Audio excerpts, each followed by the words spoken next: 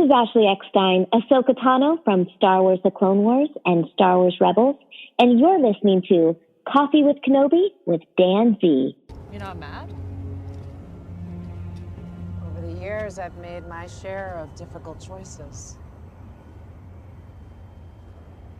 Often no one understood my reasons, except my master. You don't have the resources to protect the Outer Rim, let alone hunt down Imperial remnants. And I need work. Let me get this straight. You want to work for the New Republic? On a case-by-case basis. We are going to get her back. And we don't stop searching until we do. You just got me killed! Well, I'm not the one that's engaged to a monster! I don't need morality lessons from an aging grave robber! I'm not a grave robber. Your father and I did important work together. This is James Arnold Taylor, and you're listening to Coffee with Kenobi. I have a good feeling about this. Hello, friends, and welcome to Coffee with Kenobi. I am your host, Dan Zare, delighted to talk Star Wars with you. Ever since May of 2013, I want to help provide a positive, family-friendly, spoiler-free place to discuss this galaxy far, far away. Imagine walking into your favorite coffee shop and hearing a discussion of Star Wars films, Disney Plus live action, animation, books, comics, collectibles, or Star Wars experiences at the Disney theme parks. I want to share that experience here on this podcast, weekly interactive live video every Tuesday night, my website, special events, email newsletter, and more. Find out more and join our Star Wars community at www.coffeewithkenobi.com. Thank you to the official travel partner of Coffee with Kenobi, MEI and Mousefan Travel. Check out coffeewithkenobi.com/mousefantravel for a no-cost, no-obligation quote, and let them know Coffee with Kenobi and Dan Zare sent you. On today's show, Jedi News' own James Burns and Steve Galloway join me to look back and reflect on the experiences, moments, memories, and shows from Lucasfilm in 2023. So pull up a chair, grab your favorite coffee mug, and let's have some coffee with Kenobi. Hello, my friends, and Happy New Year to each and every one of you. I am joined by two distinguished guests. One is been on the show many, many times, a very dear friend of mine, the one and only Jedi News' James Burns. James, welcome back to the show. Thank you. Thank you for having me. Happy New Year. Or should I say James Burns? Because Jedi News doesn't come before you. You're the one who kind of made Jedi News into what it is. And you've had a lot of wonderful help. Speaking of that, he's a brand new guest, but he's a wonderful, dear friend. I had the pleasure of spending time with him at Star Wars Celebration last year. Steve Galloway. Steve, welcome to the show. Hello there. How are you? And Happy New Year, should I say? Yes, you absolutely. Well, thank you so much. Happy New Year to you. And it is wonderful to have you on the show. I'm excited to have you both on. One of the nice things about being a teacher is that during the winter breaks / Christmas break, I have a different schedule, so it's better for me to accommodate these all-stars from across the pond. So it's always a pleasure to have you both on. We're going to talk today about the highlights from 2023 in the world of Star Wars and Lucasfilm. Naturally, all under the Disney umbrella. Before we get into it, I'm going to put you both on the spot. Give me one word to describe Star Wars and Lucasfilm to you in 2023, and then give me an overall kind of reaction to 2023 in general through those lenses. Who would like to go first? I don't know what word I'm going to. James would like to go first. Celebration. Okay. I think that would be my one word. And in terms of where we were in the year, I think celebrating. I mean, it all sort of comes together. It was a culmination with Ahsoka being the last show that we had on TV, I guess, or streaming. And it took a lot. It took many, many, many years to get to that point. So celebration and celebrating. Wonderful. Steve, what about you? One word and then overall thoughts in 2023. Again, celebration. It was obviously a fantastic year to have celebration twice in a 12-month period, because obviously Anaheim the year before, so that was fantastic. And for me, the giveaway has been just a deluge of Star Wars. We've obviously had TV series, but more so literature side, because obviously that's what my speciality is. And it's been constant this year. High Republic, Dark Droids, you name it, we've had it. And it's just been constant and a joy to read and watch at all levels. Wonderful. My word is going to be bittersweet. And I mean that in a very positive way. We got the end of Indiana Jones with Harrison Ford. We had Celebration, but it had to be over. We saw the loss of some characters in fiction that were quite emotionally powerful. And the Halcyon closed down, which was quite impactful to me, which I know we'll get to through this. But that's more the kind of the bitterish part. But the sweet part was we got incredible stories. We got 1, 2, 3, 4, 5 new series on Disney Plus of Star Wars. We got to enjoy Celebration together, make new friends. And we, again, on the sweet side, we got to see more Indiana Jones. So there's a lot of things that happen. The bitter parts are like emotional to us, but not in a bad way, more in a Lucasfilm is doing things so right that it affects us emotionally. And I think that is what you want from something that you spend so much time with in your daily lives. Well, there's a reason why fandom has named Star Wars as the biggest franchise of 2023 without a movie release, which is crazy when you consider the number of movies that were released last year. Mm-hmm. So there's a reason why Star Wars is on a pedestal. I agree with that. I agree with that. Go ahead, Steve. It's exactly where it deserves to be.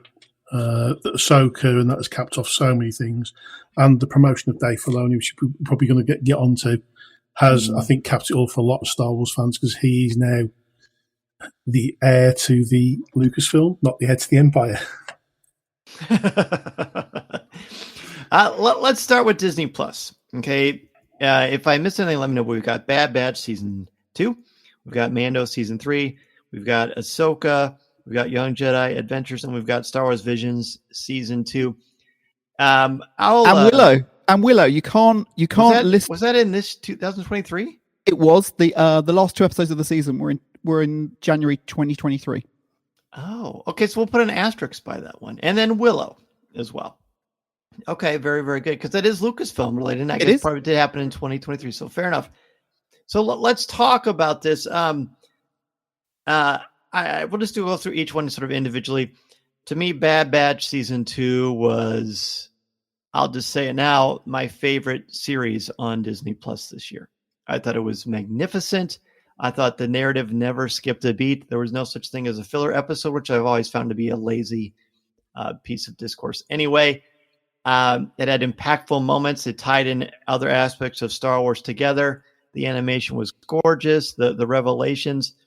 And how I felt at the end of Season 2, the pangs of heartbreak, which was the bitter part of my word for the year, combined with the hope and the excitement of seeing what is to come. I thought Bad Batch Season 2 was, to me, my favorite thing entertainment-wise in Star Wars this entire year, for everything. James, what about you, Bad Batch Season 2? I completely agree, although I would put Ahsoka on the same sort of level as Bad Batch, because both of those series came from George and Dave. Without those two, we wouldn't have either of those series. And they both continue the story, albeit in slightly different ways, of the Clone Wars and the characters that we love and grew up with over the last 15 years. And I think I said a few days ago that this is probably some of the best television, I guess, and then streaming that we've ever had with the Clone Wars. And it's one of the best stories that Lucasfilm have put out. So for me to see a continuation of that in the Bad Batch and then in Ahsoka as well, albeit obviously it links to Rebels too, but for me, I just see it as a complete continuation of that. And for me, the Clone Wars is just up there. It's, more so than the sequels and some of the other content that we've had over the last 10, 15 years. Clone Wars? Yeah. Oh, wow. I don't know if I ever knew that. Well, that's wonderful. It's glad to hear that. Steve, Bad Batch Season 2, how did that work for you? It was fantastic. A couple of filler episodes, which conjecture, because there always did seem to be something moving something on. So although they might have been deemed as fillers, they were actually more character fillers. So they're actually expanding that character. So I don't think it was as obvious as it has with other series where we've had it in the Clone Wars. But I completely agree with James. For me, Ahsoka's up there on the pedestal as well. It's a continuation of Rebels, which I absolutely adored. And brought back the character who's like one of my favourites of being Thrawn. So obviously that really punches for me personally through the old Heir to the Empire, as I've alluded to already. So Bad Batch 2, there was a lot in there. There was so many, and obviously the tragic events regarding losing one of the team as well. And sort of, there's grown men have cried over that. Mm-hmm. And for somebody to have that connection with an animated series, whether it be Star Wars or whatever, and to have that connection with something like that, and the character we've only ever seen as a cartoon, I think that just shows the level of writing and the power of what was delivered. Oh, well said. And I love that you highlighted writing, which again, as you mentioned, is one of your specialties. Well, we'll just go backwards this time. I was going to talk about Ahsoka third, but let's talk about Ahsoka now. Is there anything you want to add about Ahsoka? It sounds like that might have been your favorite, or at least tied with the Bad Batch. Yeah, I think Ahsoka was something that we've longed for many, many years. We knew that there was more to tell there. We knew that Dave had a story and he knew where the character wanted to go. And we've seen some of those conversations between him and George. And for me, one of the greatest conversations is when George announced that he was bringing and giving Anakin a Padawan. And Dave started arguing with him, saying, "What do you mean? He can't have a Padawan?" And here we are almost 20 years later, and Dave is championing this character who's been brought to life by 3 amazing stars now, which is wonderful. And part of me felt that the first few episodes were slightly slower than they needed to be, but I fully appreciate, and this comes down to writing as well, is that they made the series accessible. So for those that hadn't seen Rebels and didn't know what was going on, they spent those first 3 episodes explaining everything. So for those that were new to it, they completely understood what was happening. So I think that was very clever, but there was still enough there for us. Episode 5, which was the flashback episode back to the Clone Wars, was just incredible. Seeing Hayden back on the screen and seeing Ahsoka grow and learning so much from that flashback scene, and obviously where the flashback scene took place, the World Between Worlds, was just amazing to see. And we know there's more of that to come. Baylan Skoll was incredible, the character. The portrayal of the character was done incredibly well. And it's going to be really interesting to see how that can be carried forward. Obviously, the actor is going to be incredibly missed and is already incredibly missed. And I think the other thing that really, really struck me about Ahsoka, more so than some of the other series that we've seen recently, is the camaraderie between the cast. Mm-hmm. Obviously, there was very little PR and press done for obvious reasons, the strikes and stuff. But literally the minute the strike had finished, we got some amazing, candid, behind-the-scenes stuff from all of the cast who looked like they were having an absolute ball. And that just warms my heart to see that there are people that are creating this and bringing this to life, and they're enjoying themselves. And that's what we all want to do. We all want to come away from this with a big grin on our face, and we're all escaping to this galaxy far, far away. And to know that the people that are creating it for us are having as much fun as we are on the other side, I think is wonderful. And it kind of it shows the camaraderie they have is like what some of us have in fandom. Yeah, absolutely. Cool. Steve, you already spoke quite beautifully about Ahsoka, but would you like to add any more to your a love for the series? Yeah, it was Rebels Season 5. You can't hide it. It was a continuation of Rebels, but it was done in such a way that it's now connecting The Mandalorian, the Book of Boba Fett, to everything that's going on. And obviously it's coming to one big crescendo in a few years' time with Dave Filoni's film. But it was the artistry of it. It was epic. I know James was lucky enough to see episode 5 on the big screen, but for what we've seen of it, it's just so cinematic. It's like the Obi-Wan series the year before. It was just cinematic, and you watch it in 4K on a telly with a half decent sound system, and you actually feel it's just so well done and balanced. and it just takes it to that movie and cinema experience in your own home. And I think that's one of the beauties of it. It's just visually and audio are stunning. Wonderful. I also liked Ahsoka. I agree with you at the beginning. I felt a little lost. I feel like the transition from creative to actuality, there was something missing, because I feel like the audience had to do a little bit of work to understand why Ahsoka and Sabine had such a strained relationship. I don't ever feel like that thread was ever satisfyingly told. And I'm saying this purely as a pretentious English teacher. Purely. I get it. Yeah. Completely understand that. And then as much as I loved it, I would wager episodes 2 through 6 were about as good as you will ever see in Star Wars. Yeah. Film, books, comics, animation. Episodes 2 through 6, I thought were, and I have a goosebumps now, they were perfection. Every week I would say, it gets better every week. It gets better every week. I couldn't believe it. And then the 7th was fine. I don't remember fully feeling how I felt about 7, but I remember 8, when it was finished, feeling very frustrated and unsatisfied that I felt narratively. The Balin Skull thing, they dropped the ball on that. And that's going to be hard to replenish because of the passing of Ray Stevenson, which that's more important than any story, any fiction, anything, the loss of an actual human being. But it's the Leia thing all over again with episode 9. It kind of is. So to me, and this is the big thing that I use when I critique other stories, I understand the notion of a cliffhanger. I do. I really do. But I feel like every story has to have a beginning, middle, and an end, or you have certain threads that will able to transition to a new story. And I feel like Balin Skull and Shin Hati, theirs were just dropped.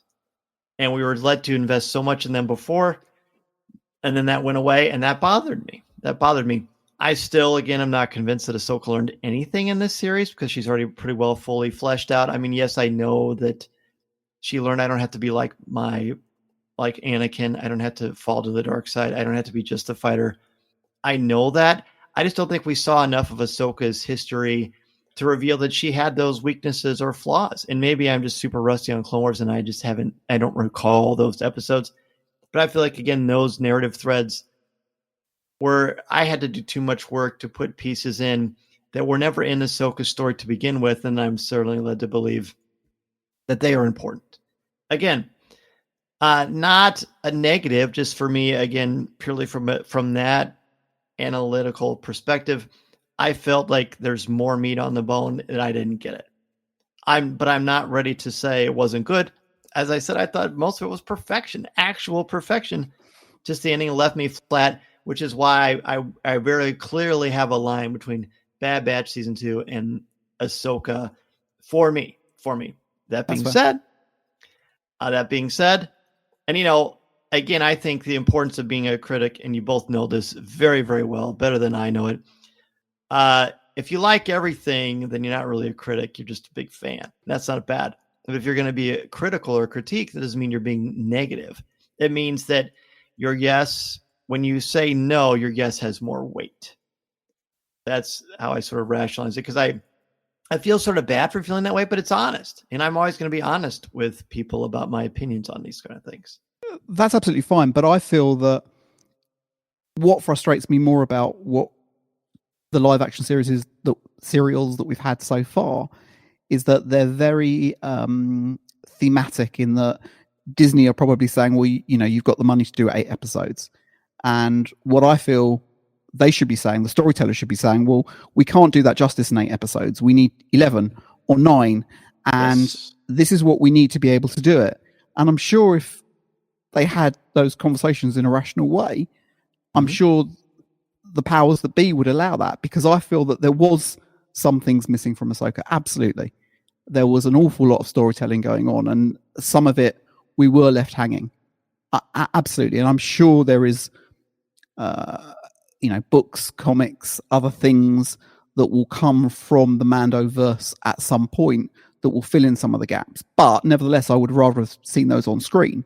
Yes. And if they're spending the time, effort, and money to create 8 episodes, to create another 2 is probably so negligible, and it would allow us to have more. So I would really like them to throw out this rule book that says they have to have 8 episodes, or they have to adhere to a particular formula to make a Disney Plus series.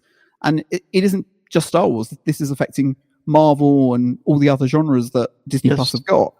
You don't have to stay fixed to that rule book. If it needs 9, 11, so be it. Make it so, because it's better for us. It's better for us as a viewer. Yes, I love that. I love that very much. I want to, just to be mindful and respectful of both of your time, I just realized I haven't talked at all about The Mandalorian Season 3 yet. That's fine. Steve, talk to me about Mandalorian Season 3. And I agree, by the way, James, more episodes I think would maybe take care of this whole thing. Yeah, Mandalorian Season 3, again, gave us quite a lot.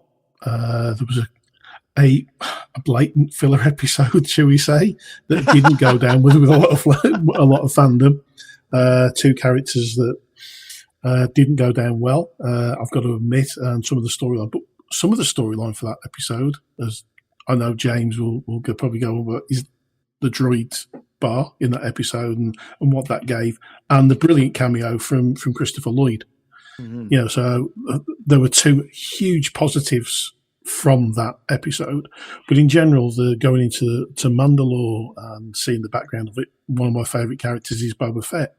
So actually seeing where the Mandalorians come from and seeing what's gone on with the purges and all those, and it was just so interesting. And it gave us so many conundrums like we've had from Ahsoka, with the was it a clone, wasn't it a clone for Moff Gideon? They got toasted in the end, quite literally.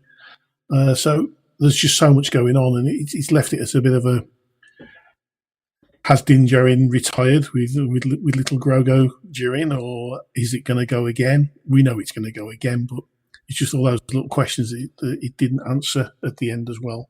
But yeah, I thoroughly enjoyed it. I'm one of these people who enjoys most things that comes out of Star Wars. But if I review something or critique it, I always say, if I haven't enjoyed it personally, don't take my word for the answer. Watch it for yourself or read it for yourself. Because the thing is, what fits for me doesn't fit for everybody. Mm-hmm. So that's really important to what I say. Don't worry about what I say. Watch it for yourself and make your own judgment. And I think that is absolutely the way to go. I love that. Well, thank you for saying that. James, what about you? Mando Season 3. I enjoyed some of it. I found some of it to be a little bit frustrating, and I felt that they were repeating some of the storylines and some of the way that they were doing things from the previous couple of seasons. The episode with all the cameos, I felt was a complete waste. As Steve said, there were moments in that episode that were fantastic, but I felt myself being taken out of Star Wars at that point, which is not something that I've readily felt with other series that we've had previously. And that's something that I never want to feel. I don't want to feel that I'm being taken away from what I'm watching, because I felt at 1 minute, am I watching an episode of Big Brother? It's just, it just didn't feel right to me. And that frustrated me a bit. And I understand why they did it, but I just don't feel it was needed. I think having guest stars appear or characters appear, provided they have a way to take the story further forward, that's fine. But I don't think these characters really helped move the story further forward, and I hope that they're characters that we don't necessarily see again, because I don't think they added anything. There were bits in it that were great. I love seeing Mandalore. I love the spider droid underneath, and that episode was fantastic. The way that was all done was brilliant. I love seeing Grogu playing around with buttons. I thought that was very, very funny. And I mean, the humor in the series continues to evolve and continues to get better. And I do like that. I like the light-hearted moments that we've got in the series. I just left the season feeling I wanted more from it, and I felt a little bit frustrated by it. I'm not sure why, but I'm hoping that season 4 will be better. And I think that we also have to remember that a lot of these things were done and rewrites were done during COVID, so they couldn't necessarily do all the things that they wanted to do. So, I take that on board as well. I think the evolution of Paz Vizsla as an impactful character, besides just being sort of a volatile bully, I think was important. Him as a father, him sacrificing, was great. Everything with Mandalore was very interesting, and I enjoyed seeing that filled in.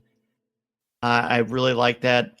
The challenge for me with this one, and this is sort of a fault of the success of seasons 1 and 2. I think seasons 1 and 2 of The Mandalorian are brilliant. Yep. And I think they're so brilliant that in my mythology courses, we watch seasons 1 and 2. Every week we do like a Mando Friday, and we take essays and we analyze them. And I think they are so smart. And the Mandalorian Din Djarin is such a profoundly interesting character that truly grows and changes. He's actually a dynamic character. In season 3, he's kind of a footnote. He's not really the star of his own series. Now, I understand with the Book of Boba Fett, the best 2 episodes, in my opinion, were the ones where Din Djarin was front and center. But that's just because I like Din Djarin so much. Yep. And I was very much a champion of, it's okay that happened, because if it's called the Book of Boba Fett, that means each chapter, sometimes in a book, some chapters, they focus on different characters. This is not the Book of the Mandalorian. There are already 2 seasons of the Mandalorian, so that filter doesn't apply here. And from my perspective, so I was disappointed that a well-rounded, dynamic character became relegated to a static, one-dimensional footnote in his own series. Now, you just call it the Book of Bo-Katan, I'm in. I'm all in. But they didn't. And I think names matter. And I was very, I didn't like the direction they took with Moff Gideon. I thought he sort of became like a one-dimensional, I'm a bad guy. I really liked the idea that he was doing it all for the glory of the Empire in the first 2 seasons, but from his own selfish perspective, because he wanted to gain power too, but also for the glory of the Empire. Whereas in this one, it was more about, I want to wear cool armor, which was cool, and just have it for myself and mustache twitch, and I'm just a very boring bad guy. That was a little disappointing to me, because I don't know. Again, these guys are smarter than I am. It reminded much me better though, stories than I do. That part made Mando season 3 very low on my list. And there were parallels there with The Rise of Skywalker, with the clones that we got of the Emperor. And I just felt, you've told this story before. Yeah. We need something different. Welcome then either. Yeah, correct. And in the first 2 seasons, you told so many new stories. Brilliant. And they worked so well. With well-rounded characters. I just didn't think that they needed to go to that at the end of the season. I just felt it didn't excite me. It wasn't anything new. It was the same. Yeah, and Mando deserves more. I think he's one of the most popular characters, especially Grogu. Yeah. And I think we needed more. There was no growth in their relationship. And I think I wanted more. Steve, what about you? As I said, just everybody's opinion is their opinion.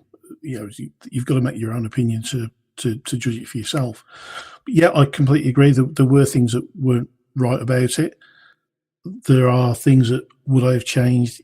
Yes. Moff Gideon becoming a bit one-dimensional, as you say, I do agree with, but it did give us the Shadow Council. So we saw Gilead Pelion for the first time. That's true. And we saw that, and that's obviously started the wheels spinning for what could come from that, and obviously the mentioning of Thrawn. So that was where it all started to come together. This is obviously some of the things these are key words for me, because Pelion is Thrawn's right-hand man in the Timothy Zahn books. So these are sort of things that were massive triggers for me. But the thing with the cloning as well is, obviously we know that the Emperor has gone through the cloning process. We've seen that in episode 9, but we haven't really gone through the background of how cloning became something that wasn't just on Kamino, because we know Kamino gets torched in the Clone Wars. Mm-hmm. So, but we don't know what gets taken away, how that's being done. Obviously, we know that the Kaminoans are taken over by the Imperials, but we don't know to what degree that's got to. And obviously, there's some teething problems, because obviously there's problems with clones failing. So it's the perfecting of that and transferring the Force through those new beings as well.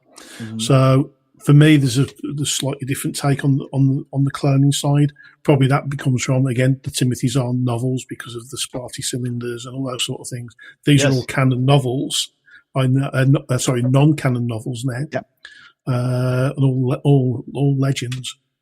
But I think that there's something there where Filoni and Favreau are trying to revisit those and bring some of that storyline in. And probably, I think if you've read those books previously, you might have a different take on it to somebody who's in it fresh. I don't know. I know you guys aren't fresh to it, but I am so invested in those books. So that Era of the Empire, I've said to James many times, and I've said on air many times. It's great. That was the reason I got back into Star Wars. Yes. I had no interest in Star Wars until I picked that book back up.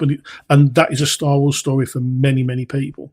For the ages. And it's that investment in that book and the amount of times I've read that book or listened to that book still forms part of that we're seeing there from Filoni and Favreau. But I would have preferred to have a little bit more of the Shadow Council and a little less of Moff Gideon, because I just, agreed. you know, it leaves it. Is Moff dead? Is it one of his clones? Sure. I never thought about that clone thing before, but I don't traffic in any. And spoilers. You know, I would be frustrated if it was one of his clones and he's still alive, because, yeah, I don't know. He's dead. Mace Windu's dead. Uncle Ben from Spider-Man is dead. They're just it's okay for characters to die. It of course, the story forward. But I know you agree. But yeah, it just was sort of, it was off. It was off. But again, there's some wonderful moments in Mando season 3. We just wanted more. We like this character. We wanted absolutely, more. And we want the character to succeed. And yes, we like the adventures of the Mandalorian. I just want to say one thing that we haven't mentioned at all, both in the Bad Batch, probably more so in the Bad Batch, but also in the Mandalorian. The music in both of these series this time out were exemplary. Kevin Kiner again as just goosebumps. The music in all of these shows over the last year have been incredible, especially Ahsoka. That soundtrack was John Williams level. Yeah, it really was. So I agree, and I just hope that they get proper releases, because I could listen to them again and again and again. Me too. I would love to have them on vinyl personally. Yeah, please. Okay, let's look at Young Jedi Adventures and Star Wars Visions season 2. We won't spend as much time on that because there weren't as many of them. Overall, I thought Star Wars Visions season 2 was cool, was brave. It was very different in their style. Some of the stories, the story with the pit was so horribly depressing. I like my Star Wars with Hope, but it was effective storytelling. I hope they continue to do Visions for as long as Star Wars exists, because I think they're well done. And Young Jedi Adventures is so charming and so adorable. And I know we got to talk with the cast, and I like that it brings Star Wars in for new generations. Absolutely. Or James? Yeah, for me, they're two that I haven't really engaged with. Vision season 1 I watched and sort of enjoyed it. I didn't fully engage with it. And season 2, I think I've watched the first 2 or 3 episodes, and it's one of those things that I'll watch when I get a chance to watch it. It's not something that's high up there, like I've got to watch Ahsoka the minute it drops. Right. It's one of those things that I'll probably catch up with. Young Jedi Adventures, fantastic what they're doing, trying to get the next generation in. I'm all for that. That's something that I think is really positive. Are they for me? Not really. I've watched the first couple of episodes and went, no. If I was probably there with my nephews or something like that, I'd probably engage with it a bit more. Yes. But not having kids of my own, it's probably a bit more difficult. The cats aren't interested. My wife definitely isn't. So for me, it's like, sat there, watched a couple of episodes, and I'm like, no, not really my thing. So, but again, it's not aimed at me. Right. No way aimed at the three of us. It's not aimed at any of us. It's aimed at a lot younger generation. And there is a hell of a lot of engagement. There's some great characters in there. We've got Yoda again as well, so that's always great.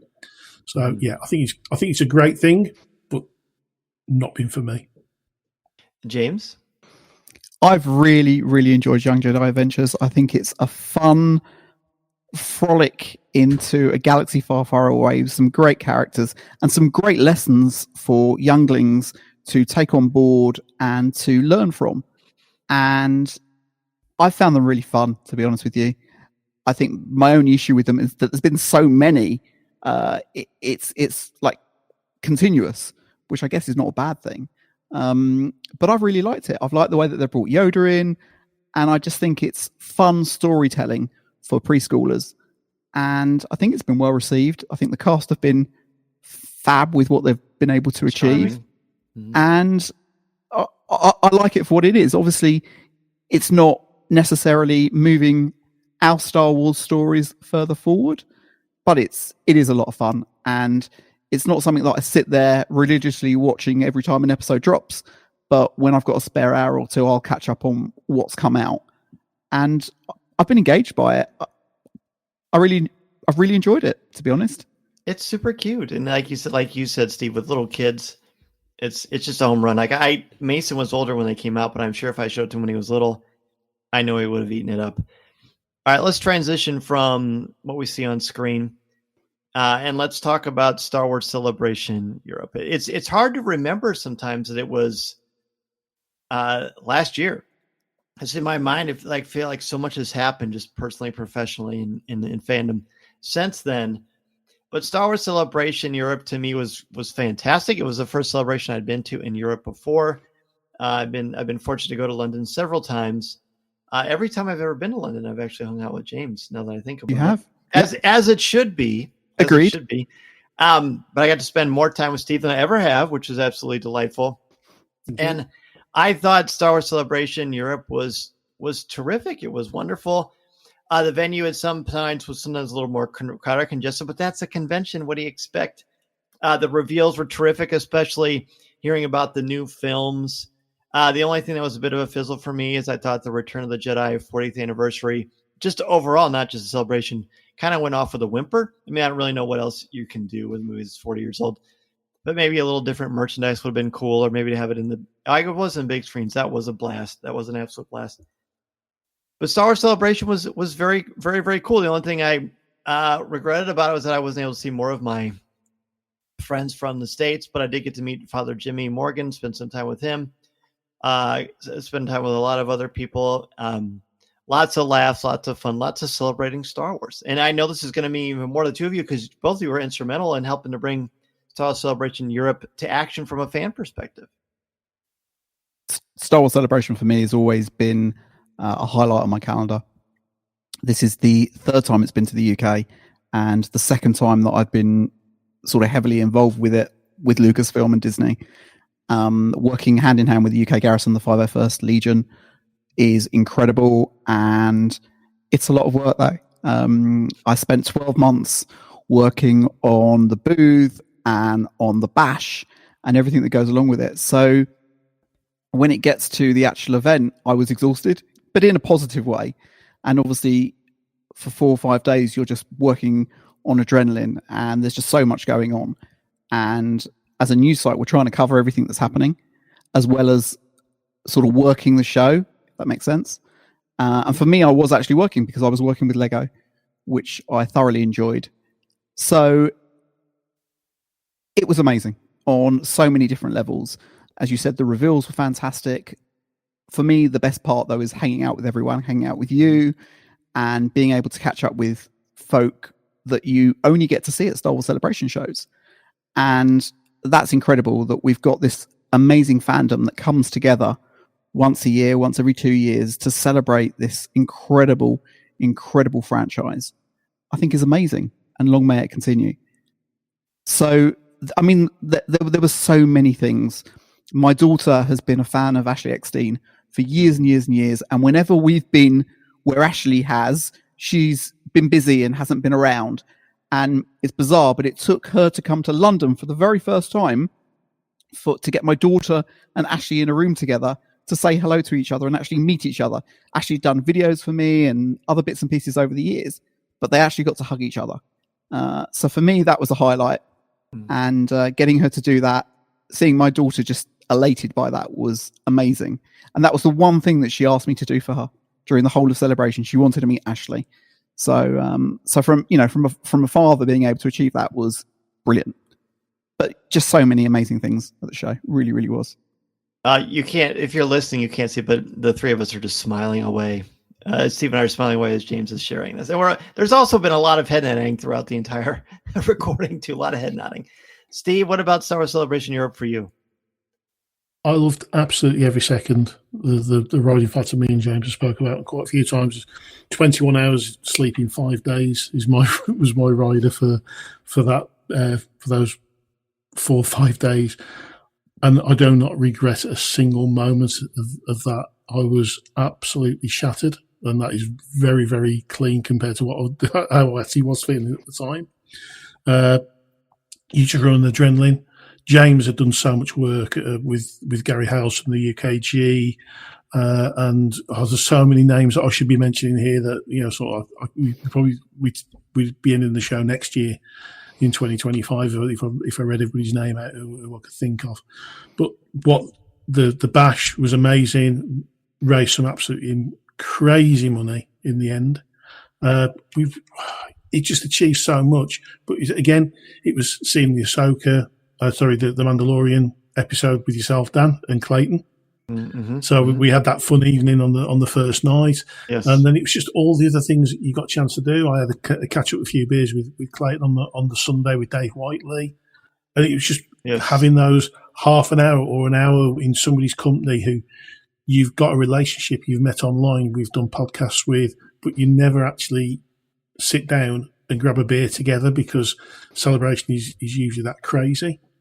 And also as well, the accessibility of the stars of Star Wars, including the backroom stars like Doug Chiang. They were just walking the floor and they were there and nobody was going, I'm not going to speak to you. Everybody was so engaged and looking at their Instagram, Facebook, Twitter feeds, everything like that, or X feeds, as I should say now.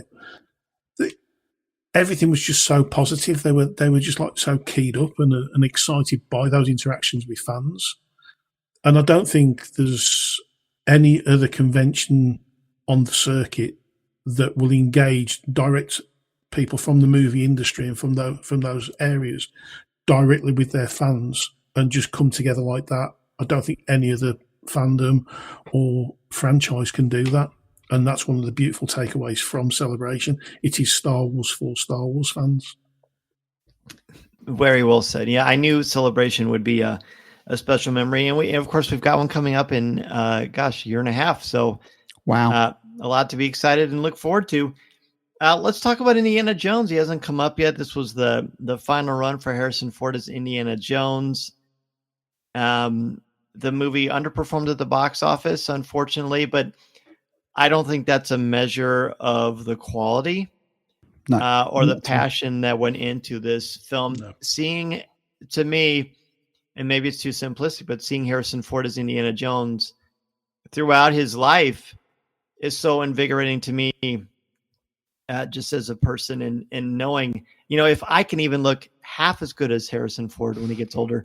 Plus, this movie, I think, more than any of the Indiana Jones films, had a very serious character study of what it means to be mortal and what it means to be human and what real loss is and how he went from being like this cartoon serialized adventure hero to much more serious in the emotion that he was dealing with. Now that threw me for a while, but I would be lying if I didn't say it was incredibly good storytelling. Is it my favorite Indiana Jones movie? No. But it doesn't have to be. I mean, Raiders of the Lost Ark is the shadow that I don't think anything will ever eclipse. And, we're just at that right age. Now, Mason, this was the first indie movie he saw in the theater, and it's his favorite one. So a very, very glorious thing. But I hope the Indiana Jones franchise continues. I understand it's hard to do without Harrison Ford. But I like the character so much, and being able to spend more time with him, albeit in a very different context and delivery, it was very, very welcome for me. I just hope that they don't take it as a takeaway from the box office total, that there isn't room for more Indiana Jones, because I think there is, and I think it would work incredibly well as a Disney Plus series. Mm-hmm. We've had it before and it worked incredibly well then, and there's nothing to say that it won't now. You've only got to look at how well Percy Jackson is doing on Disney Plus right now. The numbers it's pulling in are phenomenal. So I think there is definitely room for it. I think the film was poorly marketed. It should have been marketed as a family adventure film. And I think the mistake they made was showcasing it at Cannes, because the negativity that came out of that showing was instrumental in the box office failure of the film, in my opinion. And I think it was a real shame. And I think the film deserved better than that, in all honesty. I don't think the film was as bad as some people made out. And I've yet to find anyone that actually went and saw it that turned around and said to me that it was terrible. Everyone that I've spoken to that saw it thoroughly enjoyed the film. So I don't quite get the box office totals. And I just put that down to poor marketing. I really, really do. I saw it 3 times in the cinema and thoroughly, literally thoroughly enjoyed it. I also just want to say a big, big thanks to Disney, because they allowed us to attend the UK premiere, and they allowed us to bring the team, or most of the team, with us. And I also was able to bring my 2 boys. So if I did for Miriam with Ashley Eckstein at Celebration, to see my boys both shake Harrison Ford's hand and for him to sign some stuff for them was absolutely incredible. And for them to understand what Harrison Ford means to me as a 50-year-old guy that's grown up with him from franchise to franchise to franchise over the years. And for him, and for them,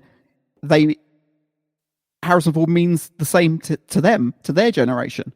So that was incredible to see. I didn't know that. That makes me so happy. Plus, I had the good fortune to hang out with your boys, and they're awesome. So what a cool thing. This is great. Yeah.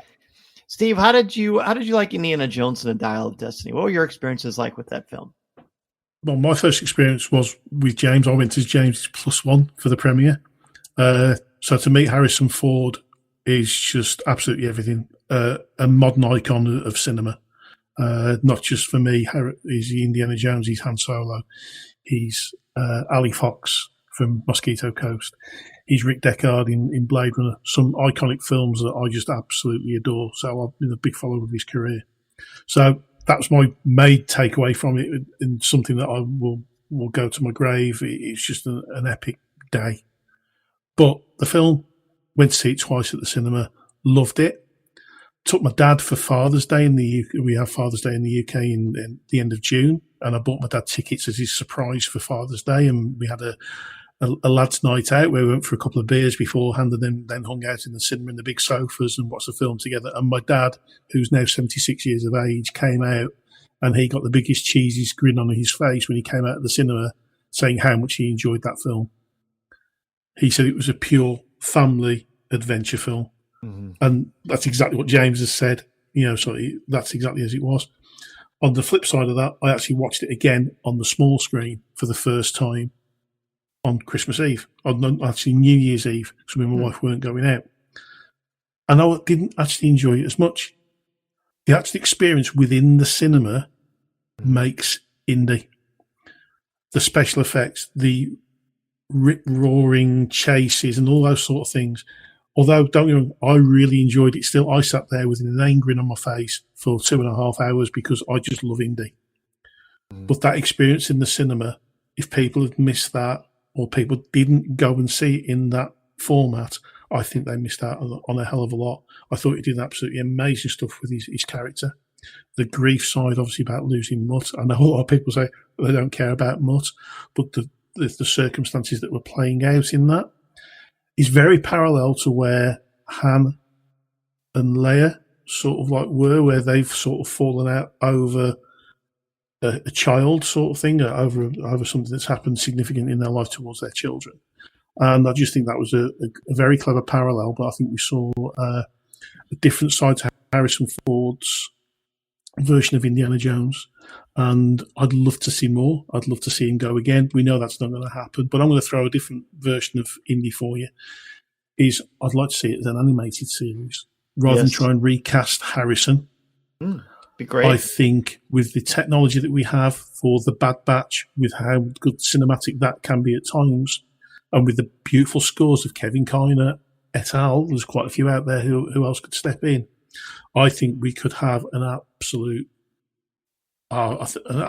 gem in our hands if we went in that direction with it. Even like the animation of Marvel's What If on Disney Plus, which I think is Marvelous. That wasn't a pun.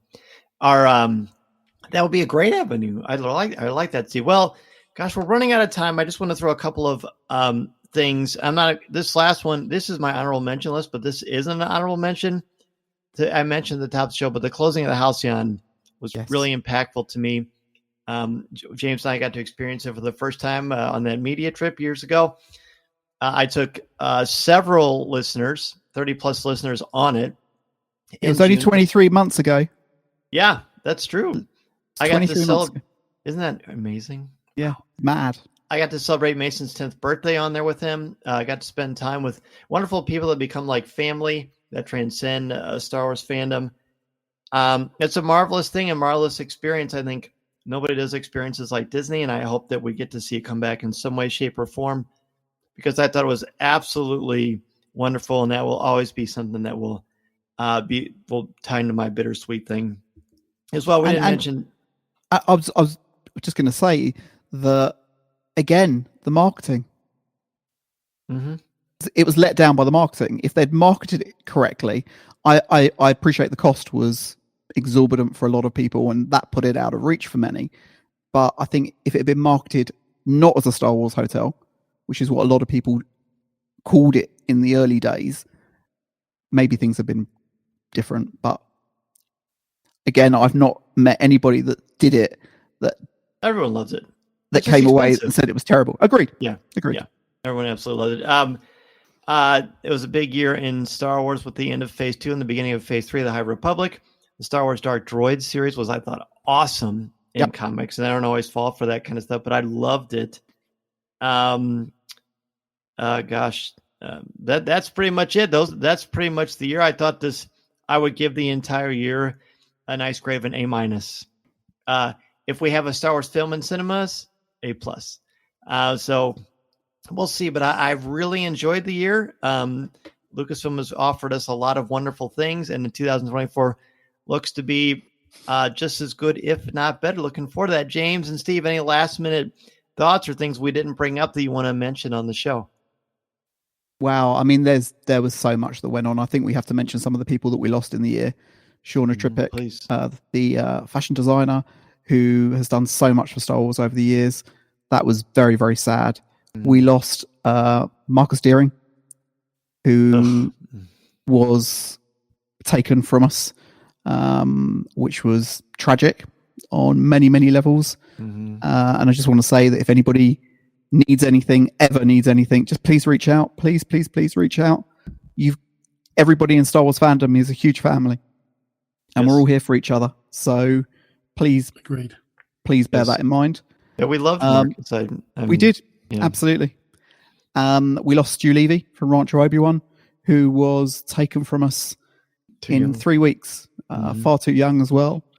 And many others. We've already mentioned Baylan Skoll and Ray Stevenson, and just it's always difficult, but especially when a couple of people die of our age, that makes it, that sort of brings it home. Really does. Yep, completely agree with that. Steve, anything from Lucasfilm that you want to spotlight as we close out the show that we haven't talked about? It's just been a really exciting year. I think you sort of said about sort of the High Republic is going to Phase 3. That's going to be really exciting. With a very promising start. Yes, a very, very promising Five start. Darkness, excellent book. I'm not quite finished it yet. I'm getting there. I'm nearly there. So no spoilers, please. No, no spoil. Absolutely not. So there's so much going to go on, and obviously we're going to get finally interlocked the Star Wars comics with Return of the Jedi. So that's going to link into that timeline properly now, so we understand where Luke goes and how Luke gets onto Tatooine with Leia and Lando, etc. So yeah, there's quite a lot coming in that side of things as well. So a lot to look forward to this year. As you say, grading it'd be an A-. If we'd have had a big blockbuster film, yeah, it'd have been an A+ or probably a distinction or whatever we call it these days. So yeah, it's been a good, positive year. Again, bittersweet. Because there's obviously the Halcyon is something I will never get a chance to experience now unless it gets reincarnated as some other option. But hey, I hold on to the hope for that one. Sorry, just icing on the cake for me was the Ghost. HasLab Ghost. I have that written down too. Looking forward to that. I've always loved the Ghost. So that's pretty great. That's really great. Yeah, Hasbro, the retro line especially, which of course is always where my heart is. Yep. So many wonderful things I get to look at every time I record. Bittersweet again was my word, and I forgot to connect these dots, but I also was invited to the Indiana Jones premiere, but was not able to attend because I was on the Halcyon. So this is a silver lining. Listening to Coffee with Kenobi, you are. With Dan Z, the podcast you're looking for. This is...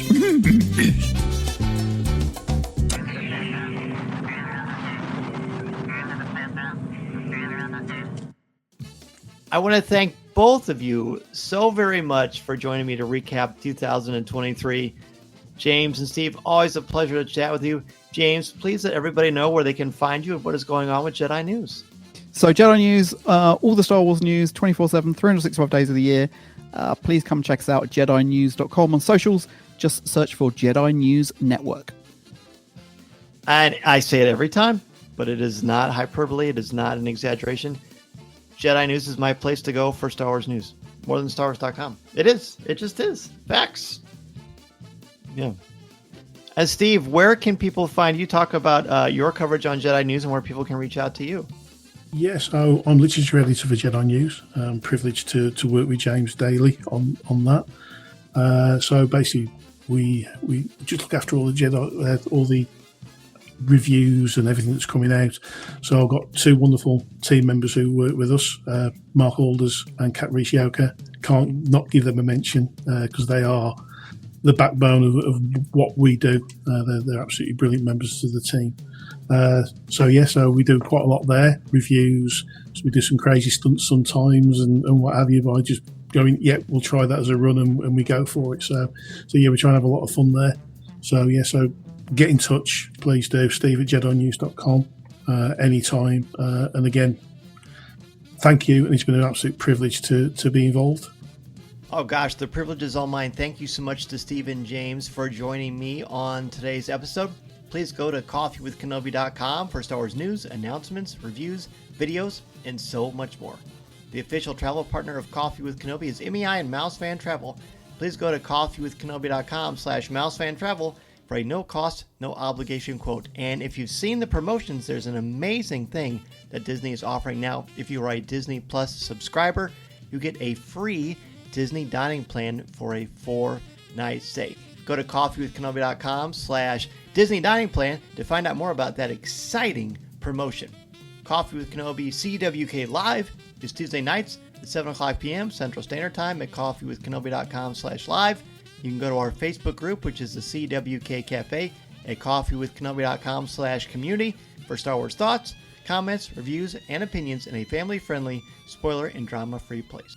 Coffee with Kenobi is possible because of the members of the CWK Alliance. Thanks to you, this podcast, CWK Live, event coverage, and so much more comes to life. Find out how you can help the show for as little as $1 a month by joining the CWK Alliance, and you will receive access to CWK Pour-Over, an exclusive weekly audio and video podcast not heard anywhere else. Members at the CWK Alliance All-Star level receive a video edition of CWK Pour-Over and access to a private Facebook group as well. Plus, CWK Alliance Grandmasters join me for a monthly live video call. Find out how you can join the CWK Alliance at coffeewithkenobi.com/CWK Alliance. 10% of these monthly contributions also go directly to the St. Jude Children's Hospital. You can email me at danz@coffeewithkenobi.com. Connect with me on X at Mr. Zer, MRZEHR. You can also find me on Instagram and Threads at danzercwk and also on LinkedIn. Coffee with Kenobi is on social media such as X, Instagram, Threads, Pinterest, and TikTok. You can give the show a like on Facebook at facebook.com/coffeewithkenobi or subscribe to Coffee with Kenobi's YouTube channel where you can find over 700 videos, past live shows and events, and this podcast. Please take a couple of minutes to rate and review the show on Apple Podcasts, Spotify, and Google Podcasts. You can get a t-shirt or hoodie with the logo of Coffee with Kenobi at coffeewithkenobi.com/shop. Finally, if you need a speaker for an upcoming event, you can book me to come to your school, conference, business, or organization. I'm happy to talk with your group about how to tap into your strengths, bring out your very best. discuss mythology, or customize a presentation to fit your specific needs. Thank you always for joining me for a virtual cup of coffee. I appreciate your time and look forward to the next opportunity to talk Star Wars with you. I'm Dan Zare, reminding you that this is the podcast you're looking for.